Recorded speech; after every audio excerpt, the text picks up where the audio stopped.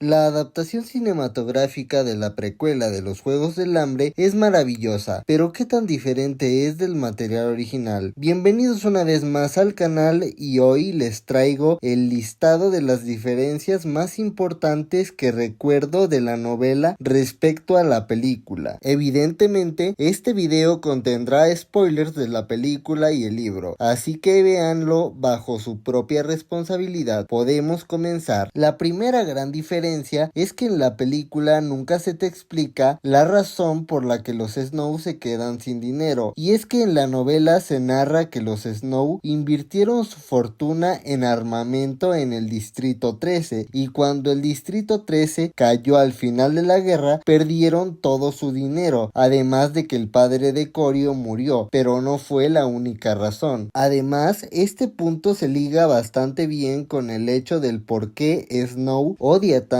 a Sejanus, y es que básicamente Snow pensaba de alguna manera retorcida que los Flint le habían usurpado a su familia los privilegios que ahora poseían, ya que después de la guerra el control del armamento de todo Panem empezó a ser propiedad de los Flint y a producirse en el Distrito 2. Así pues, evidentemente, entre ellos no existió ninguna amistad. De hecho, Corio se avergonzaba de Sejanus, pero lo mantenía cerca solo por su conveniencia, mientras que en la película sí lo podemos ver un poquito más cercano a él y evidentemente en algún punto sí llegó a tomarle cariño, pero en la novela queda muy claro que esto no pasó. Esto va de la mano con la personalidad del protagonista. A mi parecer es muy diferente en ambos medios, ya que en la novela es mucho más frío y siempre te queda claro sus posturas ante personajes como Lucy Gray, a quien idealizó por mucho tiempo y por eso tuvo una especie de enamoramiento con ella. De hecho, estuvo celoso incluso en la entrevista que dio ante la televisión, pues ella decidió cantarle una canción a su ex. En el libro, Snow es mucho más posesivo con ella, y hablando de la entrevista televisada antes de los juegos, en la novela se nos cuenta cómo Snow consiguió la guitarra para Lucy Gray, e incluso fue ahí donde se entera por un amigo cercano a su familia que el decano Casca y su padre fueron muy buenos amigos en su juventud, por lo que Casca en la novela no le dice la verdad a Corio hasta más adelante en la película. Además, después de esta entrevista, Lucy se sincera con Corio y se muestra vulnerable con él. De hecho, es en este punto en el que Lucy Gray se atreve a besar a Corio, y esto de cierta manera lo motiva para luchar para que Lucy Gray no muera en la arena. De hecho, la entrevista no pasa mientras Corio está en el hospital. De hecho, en la novela se nos explica que ensaya con Lucy Gray por semanas para escoger la canción perfecta, e incluso es Tigris la que la ayuda a arreglarse para verse presentable en la entrevista. Algo común en las diferencias entre la novela y la película es que los lapsos de tiempo son mucho más prolongados en la novela, ya que por ejemplo son muchísimas más escenas de Corio yendo a visitar a Lucy al zoológico, y son muchísimas más interacciones de esta parejita. De hecho, en la película se siente como que le falta desarrollo a esta relación. Y hablando de momentos de ellos dos, tengo que decir que la primera aparición de Lucy y Corio ante las cámaras no es grabada por Flickerman, sino por otro reportero. Otro pequeño cambio es que Snow nunca guarda su almuerzo de la academia para llevárselo a Lucy, sino que en esa ocasión Sejanus no tenía hambre y Corio decidió guardarla en una servilleta para llevársela a Lucy Gray. En otras ocasiones, también en la novela, Corio se encontraba a Sejanus en el zoológico intentando que los tributos aceptaran sándwiches que él llevaba en su mochila, pero Corio esto lo tomó como ventaja y él tomó algunos sándwiches y se ofreció a tener una especie de picnic romántico y amigable con Lucy Gray para que los demás tributos se animaran a comer. En otra ocasión, Snow le lleva a Lucy un poco de pudín de maíz, que es su favorito, el cual cocinó Tigris. También en la novela, Lucy acepta cantar en el zoológico a cambio de que le le dieran comida, aunque su condición física y mental va empeorando a medida que pasan los días y sigue encerrada en el zoológico. En la ocasión en la que Arachne es asesinada, en la novela, Lucy termina vomitando y Snow no es separado del cadáver de ella hasta que su compañera deja de respirar. Al día siguiente, la tributo que asesinó a la estudiante de la academia es paseada muerta en un carro alegórico y detrás de ella los tributos iban en jaulas como animales, mientras todos rendían homenaje a la difunta chica, todo como símbolo de fuerza y resistencia. Además, en este homenaje, Corio canta el himno de Panem a todo pulmón. Después, cuando Clemencia y Snow entregan la tarea a la doctora Gaul y pasa el incidente con las serpientes, Snow sí va a verla al hospital, pero no lo dejan verla hasta que pasa lo de la explosión de la arena de los juegos y él se queda a dormir en el hospital. Es ahí cuando Clemencia va a verlo a su habitación y Snow se percata que está llena de escamas y con la mente desequilibrada. Sin embargo, Clemencia logra recuperarse y al final volver a fungir como mentora durante los juegos.